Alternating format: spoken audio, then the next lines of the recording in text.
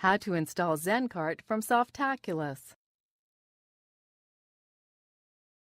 Scroll down until you find Zen Cart in the menu on the left. Click Zen Cart. This overview page shows you information about the software before installing.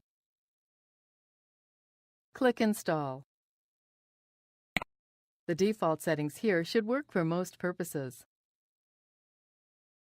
If you have multiple domains on one account, you can select where to install. The next two boxes let you set the directory and database name, which will be created upon installation. Under Store Settings, you can set the store name, owner, and address that will be displayed. Enter the admin username, password, and email. Click Install.